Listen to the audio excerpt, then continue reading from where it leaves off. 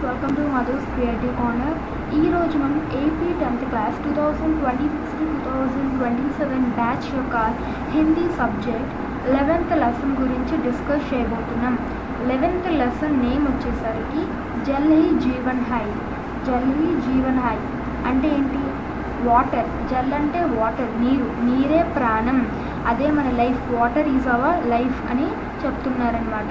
ఇది ఎవరు రాశారు ఈ యొక్క లెసన్ అంటే శ్రీ ప్రకాష్ గారు ఈ లెసన్ని రాశారు. సో ఈ యొక్క లెసన్ యొక్క ఉద్దేశం ఏంటి, పాఠం యొక్క ఉద్దేశం ఏంటి అనేది ఇక్కడ ఇవ్వడం జరిగింది. అది చూద్దాం. उद्देश्य: जल हमारे जीवन का एक प्रमुख आधार है. पानी का सही उपयोग करके आने वाली घड़ियों के लिए इसे बचा कर रखना चाहिए. इस विषय को लेकर पानी का महत्व व उपयोग और पानी संबंधी जानकारी दी जा रही है. అంటే అర్థం ఏంటంటే జల్ అంటే వాటర్ అనేది మనకి చాలా చాలా ఇంపార్టెంట్ అంట. వాటరే మన జీవితానికి ఆధారం లాంటిదంట. మనం వాటర్ని బాగా ఉపయోగించి మన వచ్చే జనరేషన్కి, మన నెక్స్ట్ జనరేషన్ వాళ్ళు కూడా వాటర్ని అందజేయాలి. సో వాటర్ని ఎలా కాపాడాలి, ఎలా ఉపయోగించాలి, దానివల్ల ఉపయోగాలు ఏంటి, గొప్పదనం ఏంటి అనేది అనే ఒక విషయాన్ని తీసుకొని ఈ లెసన్ అనేది మనకి చెప్పడం జరిగిందనమాట. వాటర్ గురించి చెప్తుంది.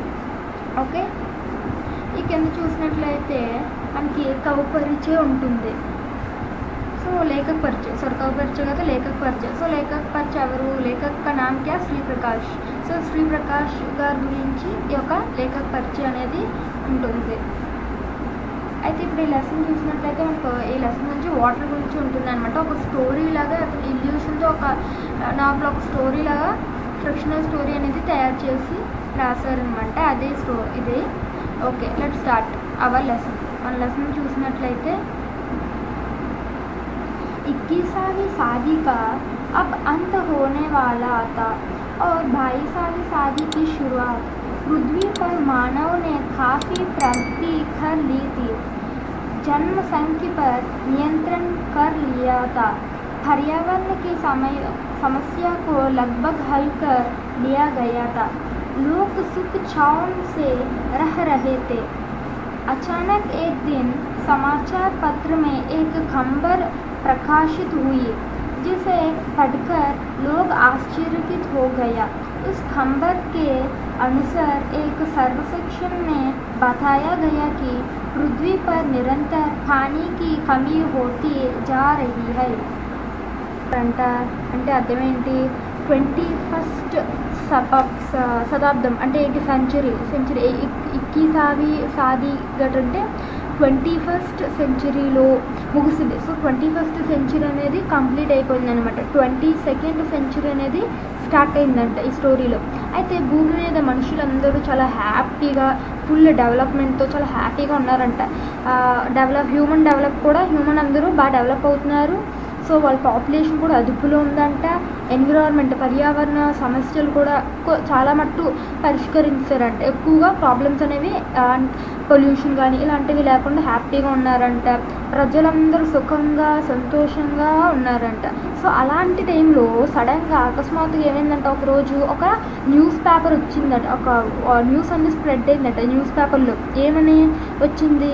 అందరూ అది చూడగానే అందరూ కూడా అది చదివి ప్రజలందరూ షాక్ అయిపోయారంట, ఆశ్చర్యపడిపోయారంట. ఏంటిది ఎలా వచ్చిందని. ఏంటంటే ఆ న్యూస్ ఒక సర్వేలో సర్వే చేస్తుంటారు కదా, అలా ఒక సర్వేలో ఏం తెలియదంట, భూమి పైన అంటే ఎర్త్ పైన, మన భూమి పైన వాటర్ అనేది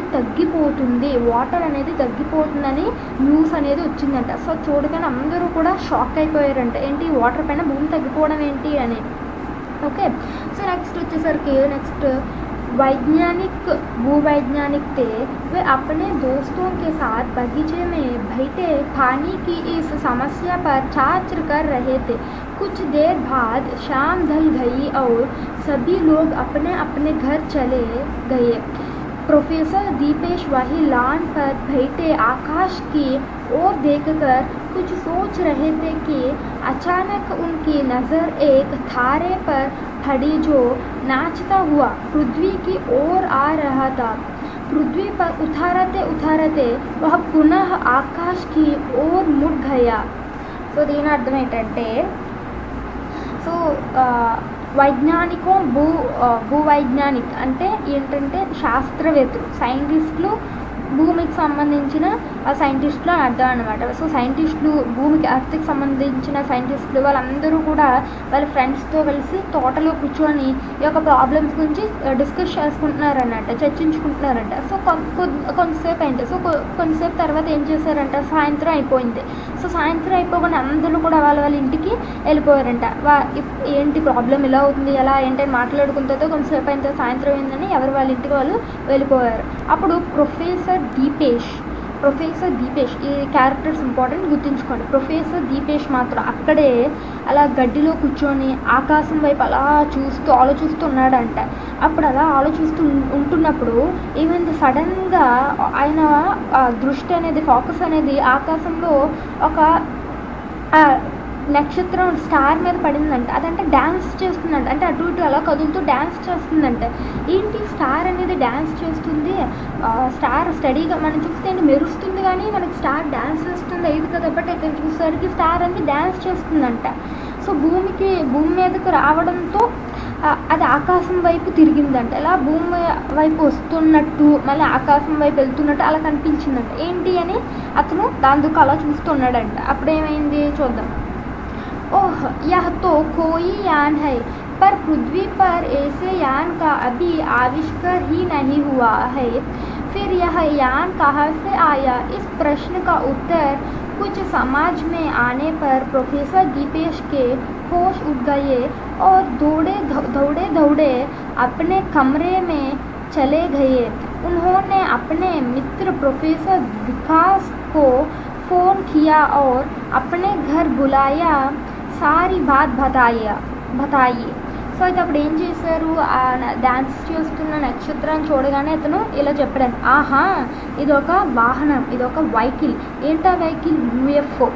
ఓకే, యూఎఫ్ఓ అంటే ఏలియన్స్ ఒక వెహికల్ యూఎఫ్ఓ అంటాం.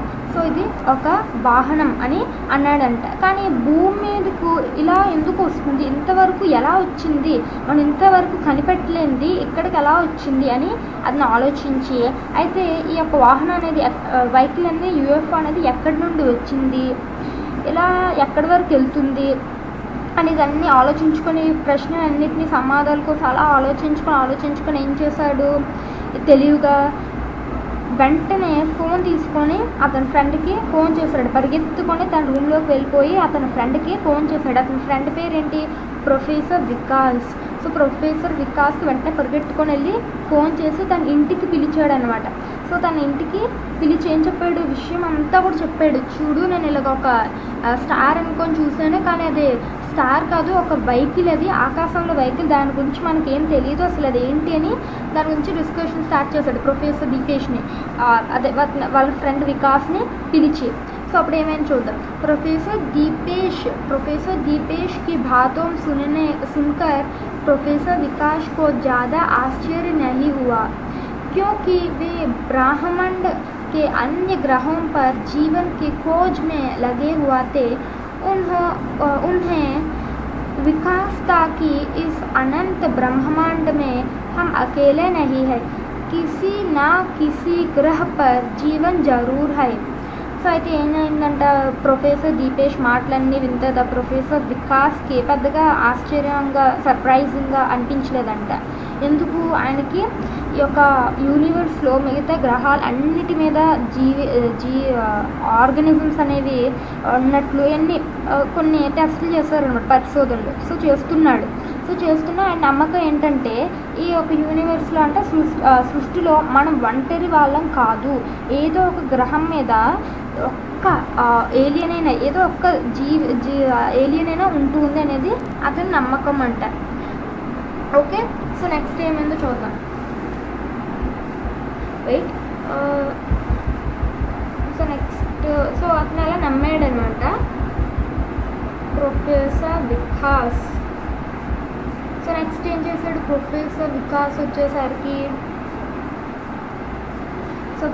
प्रोफेसर विकास ఇప్పుడు प्रोफेसर विकास अगली शाम को प्रोफेसर दीपेश के साथ उनके ही बाग में बैठकर प्रतीक्षा कर रहे थे कि शायद वह अंतरिक्ष यान दोबारा इस रास्ते से गुजर उनका इंतज़ार करना व्यर्थ नहीं गया। दोबारा वह अंतरिक्ष यान उसी रास्ते से गुजरा, लेकिन वह इस बार वापस अंतरिक्ष में नहीं गया, वह भाग में ही उतरा। సో ఇప్పుడు ఏమైందంట, సో ప్రొఫెసర్ వికాస్ వచ్చిన తర్వాత ఆ రోజు సాయంత్రం ప్రొఫెసర్ దీపేష్తో పాటు వారు ఏం చేశారు, తోటలో కూర్చొని అలా చూస్తూ ఉన్నారు, ఏంటి మళ్ళీ అది కనిపిస్తుందేమో అని అలా చూస్తూ ఉన్నారనమాట. సో ఈసారి ప్రొఫెసర్ అలాగా ఇద్దరు ప్రొఫెసర్స్ కూడా వెయిట్ చేస్తూ ఉన్నారనమాట. అంటే అది మళ్ళీ వస్తుందా రాదా, అంటే తను చెప్పాడు కదా వాళ్ళ ఫ్రెండ్, నేను ఒక డ్యాన్స్ ఆడుతున్నది చూశాను నక్షత్రాన్ని, అదే నక్షత్రమో లేదా యూఎఫ్ఓనో తెలియదు అని. సో దానికోసం వెయిట్ చేస్తూ వీళ్ళు అలా ఉన్నారనమాట. సో ఇప్పుడు ఏమైంది, అలా ఎదురు చూస్తుండగా ఒకవేళ మళ్ళీ ఆ అంతరిక్షం వెహికల్ అనేది, ఆ స్పేస్ వెహికల్ అని మళ్ళీ వస్తే అదే దారిలో వస్తుందేమో అని అలా చూస్తూ ఉన్నారు. సో వాళ్ళు అలా చూస్తూనే వాళ్ళు ఆ చూపులన్నీ వేస్ట్ అవ్వలేదన్నమాట. ఏమైంది, రెండోసారి కూడా అది వచ్చింది, మళ్ళీ అదే దారిలో అలాగే వచ్చిందనమాట. సో కానీ ఈసారి మాత్రం అది తిరిగి మళ్ళీ పైకి వెళ్ళిపోలేదు. అప్పుడేంటి వచ్చి తిరిగి మళ్ళీ ఆకాశం వైపు తిరిగి వెళ్ళిపోయింది. బట్ ఇప్పుడు మాత్రం అలా వెళ్ళిపోలేదంట. ఎక్కడికి వచ్చింది, వీళ్ళు తోటలోకి దిగింది డైరెక్ట్గా. వీళ్ళు ఎక్కడ ఉన్నారో వీళ్ళు తోటలోకి దిగిపోయిందనమాట. వీళ్ళు ప్రొఫెసర్స్ ఉన్నారు కదా, తోటలోకి డైరెక్ట్గా వచ్చి దిగిపోయిందనమాట. అప్పుడు ఏమైందో చూద్దాం. సో నెక్స్ట్ అది వచ్చి తోటలోకి దిగిపోగానే प्रोफेसर दीपेश और प्रोफेसर विकास आश्चर्यचकित हो उस यान को देख रहे थे। दोनों सोचने लगे कि यह यान कहाँ क्यों उतरा थे। इस प्रकार पृथ्वी का चक्कर लगाने का क्या मतलब हो सकता है? क्या यह कोई जासूसी यान है जो पृथ्वी पर जासूसी करने आया है, या पृथ्वी पर किसी हमले की तैयारियां करने के लिए?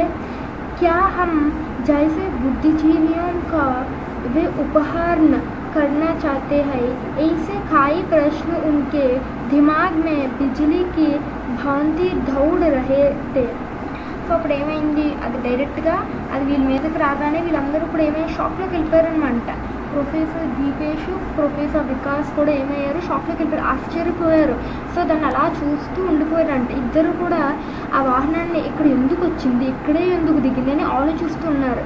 ఇది భూమి మీద చుట్టూ తిరగగానే అసలు ఎందుకు చుట్టూ తిరుగుతుంది, దాని యొక్క అర్థం ఏంటి, అసలు ఏమైనా ఒక స్పై వాహనమా, లేకపోతే గూఢచారులు వేరే దేశం వాళ్ళు, శత్రు దేశం వాళ్ళు ఎవరిని పంపిన స్పై వాహనమా, లేదా భూమి మీదకి ఇది వాళ్ళు పరిశీలించడానికి వచ్చిందా, లేదా మన మీదకి దాడి చేయడానికి వచ్చిందా, లేదా భూమి మీద ఏదైనా తిరుగుబాటు చేయడానికి వచ్చిందా, మనలాంటి వాళ్ళు తెలివిగల వాళ్ళని అలా అసలు ఎందుకు వచ్చింది, మనల్ని పట్టుకెళ్ళిపోదాం, తెలివైన వాళ్ళు ఎత్తుకెళ్ళిపోదాం మన దగ్గరికి వచ్చిందా, లేదా ఇంకేదైనా అని ఇలా వాళ్ళందరూ చాలా క్వశ్చన్స్ అనేవి వాళ్ళిద్దరు మెథడ్లో వచ్చాయన్నమాట. ఇలా క్వశ్చన్స్ అంతే కదా, మీరైనా ఇలా సడన్గా యూఎఫ్ఓ అని వచ్చి మీ ముందుకు వస్తే మీరైనా చాలా కంగారు పడిపోయి క్వశ్చన్స్ అలాంటివి వేస్తూ ఉంటారు కదా, ఎందుకు వచ్చింది అసలు ఏంటి, మా దగ్గరికి ప్రపంచం ఎంత ఉండగా మా దగ్గరికి ఎందుకు వచ్చిందని ఇలా ఆలోచిస్తూ ఉండిపోయారనమాట. సో ఇది నెక్స్ట్ ఇంకా ఈ స్టోరీ అని ఉంది, బట్ ఈ స్టోరీ అంతటిని ఒకే వీడియోలో చేస్తాను, మనకి లెంత్ అయిపోతుందని దీనికి పార్ట్ 2 అయితే చేస్తాను నేను. సో ఇది పార్ట్ 1 అనమాట. సో పార్ట్ 2 అనేది నేను చేస్తాను. అది ఒకవేళ కంప్లీట్ అయిపోతే మీకు డిస్క్రిప్షన్లో లింక్ అనేది పెడతాను, లేదా నా ప్లేలిస్ట్లో, ఛానల్ ప్లేలిస్ట్లో హిందీ 10th క్లాస్ అని ఉంటుంది, ఆ ప్లేలిస్ట్లోకి వెళ్తే మీకు దీని యొక్క సంబంధించిన పార్ట్ 2 నేను వీడియో అప్లోడ్ చేస్తాను. సో అది మీకు కంపల్సరీ అందులో ఉంటుంది, చూడండి. Okay, thanks for watching.